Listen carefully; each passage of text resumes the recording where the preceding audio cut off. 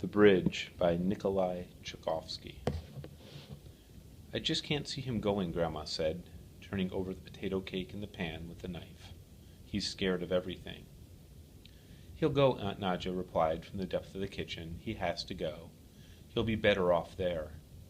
Grandma sighed loudly. She wasn't at all convinced Kostya would be better off there. Kostya had heard every word. He stood not far from the open window amid the currant shrubs, quickly picking the berries and shoving them into his mouth. Since it had been decided he would have to go away, Kostya was spending hours at a time in these shrubs, their luxurious end-of-July growth serving as an excellent hiding place. He liked to be alone and not have to talk to anyone. Through the branches creeping over the windowsill into the shade-filled kitchen, he could see Grandma's hands moving over the kerosene burner and hear the sizzling of the frying pancakes. He's scared of everything. Everything, Grandma repeated. He's afraid to buy a stamp in the post office. How will he go? Kostya's mouth was getting sour from the berries. He worked his way out of the shrubbery, found his bicycle on the dark porch, and he opened the kitchen door. Aunt Nadja was peeling potatoes.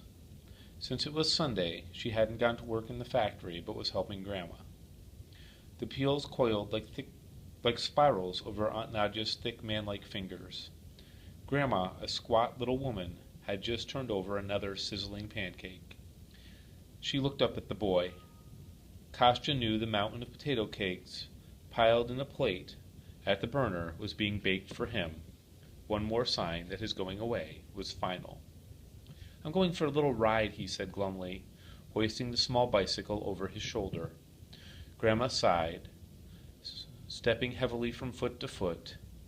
"Go on, have your last ride," Aunt Nadja told him without lifting her face from the potatoes. "You won't be doing it there."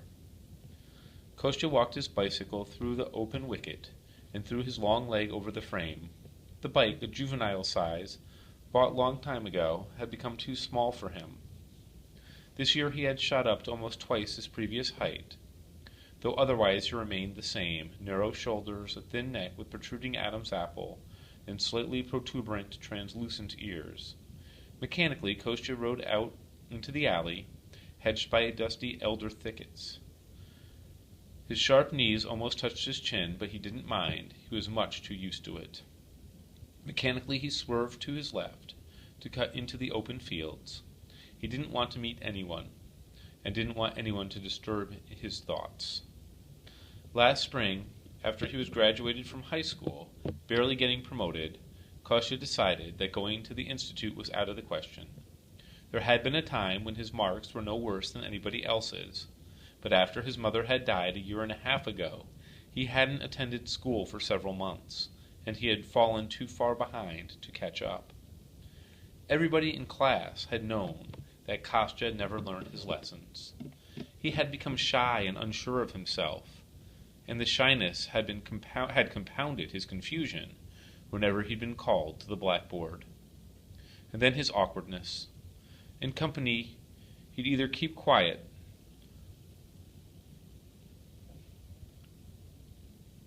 or blurt out anything that came to his mind, then feel ashamed of himself. He had begun to avoid people, go swimming by himself, had even given up the soccer team. Once he had been short-changed in the bakery shop, and instead of reminding the saleswoman that she had made a mistake, he had told his grandmother that he had lost the money. Grandma was the only one with whom he felt at ease, unafraid, but now he'd have to leave her. This was the third year Grandma hadn't worked in the factory, but had lived on her pension. Aunt Nadja had 4 little children. Her husband had gone into construction work somewhere on the Volga, and there were rumors he had himself another woman. For the last year he had not sent home a kopeck.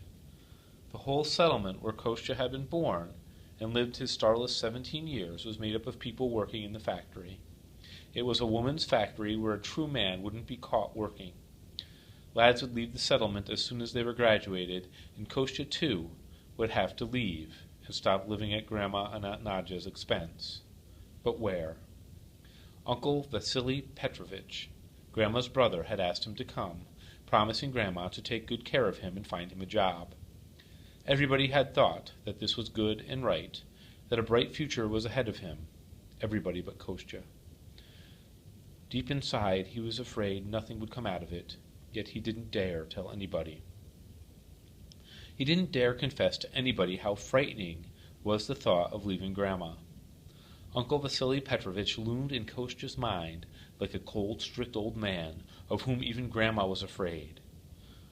Quite often she had warned him not to do anything to spite your uncle. Uncle Vasya had left for Serbia many years ago, before Kostya was even born, when his mother was still a little girl. He had been a tugboat captain on the great Siberian river that flows into the Arctic Ocean. But now he was more than that. He was a chief over a whole fleet of boats. Kostya often saw this river on a large map hanging in the classroom. With all its winding tributaries, it reminded him of some strange plant, with many weird roots stretching and stretching. Uncle Vasya often asked that Kostya come. "I'll enter him in the river technicum together with my own son Kolya," he wrote. "They will drill them there, so that in 3 years both of them will become fine navigators." When Grandma had read the letter, she flinched and cast Kostya a frightened look at the word drill. And yet tonight they would go to the railroad station and wait for the Moscow train, arriving at 5 in the morning. He would leave all by himself for Moscow, the unfamiliar big city he had never seen before, and in Moscow he'd have to find his way to another railroad station, board another train leaving for Siberia, and he'd be all by himself, with nothing to remind him of Grandma's comfort, apart from the potato pancakes in the basket. It was a warm but sunless, overcast day. Kostya rode out of the settlement and turned onto the highway, running amid wavy fields. To the right, about 3 kilometers away, stretched the river, wide at times, hiding at times behind soft hills. The cloud-covered sky seemed to be hanging low over the usually busy highway, now deserted because it was Sunday. A warm, hay-scented breeze caressed the boy's face, as though careful not to disturb his thinking. Deep in his thoughts, Kostya pushed the pedals, unaware of a little bird that kept perching on a telegraph post ahead of him, swinging its long tail, and seeming to wait until he caught up with it, then flying up again, perching on another post, farther away, and waiting again. The boy did not notice it, or the old, thick-leaved linden trees, the remnants of an old road on which this highway was constructed, shooting up here and there like petrified explosions. Kostya pedaled onward, where the gray ribbon of the macadam ran into the sunless twilight, rising softly or sloping gently. Each time Kostya reached a crest of the wavy road, he had an excellent view to the next crest.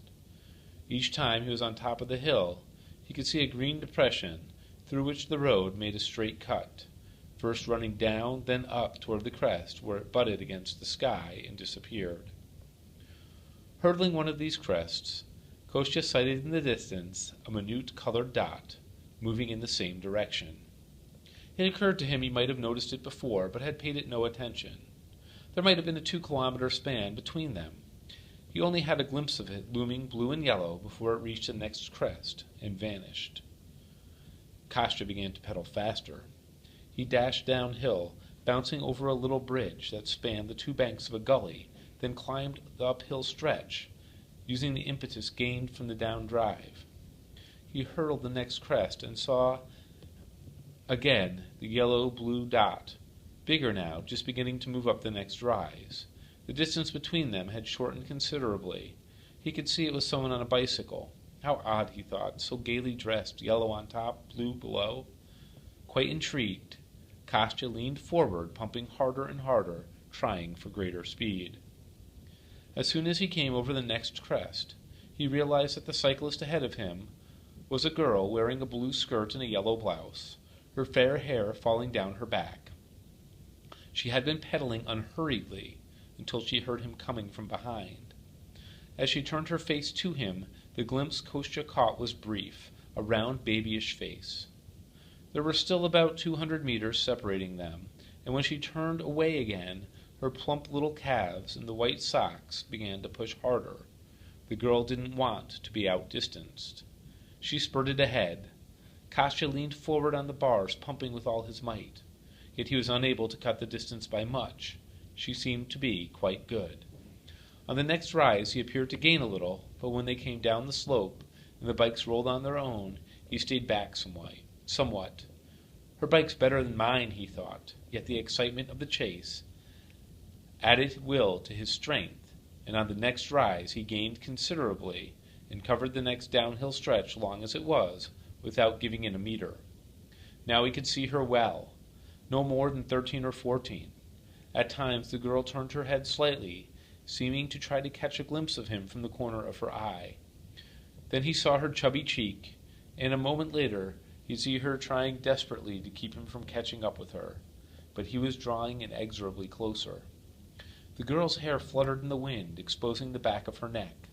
They sped out of the fields, plunging into a forest of aspen, spruce, and birch trees that seemed to rise into a solid wall.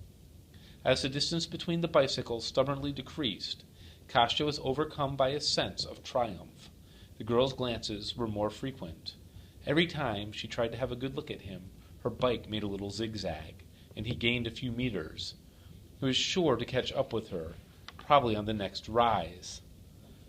A recently laid asphalt road turned off the highway into the forest right at the start of the rise. Kostya knew where it led, toward the river, where a new bridge was being built to connect the state farms on both sides. But what he did not suspect was that the pursued bicycle would turn off to that road.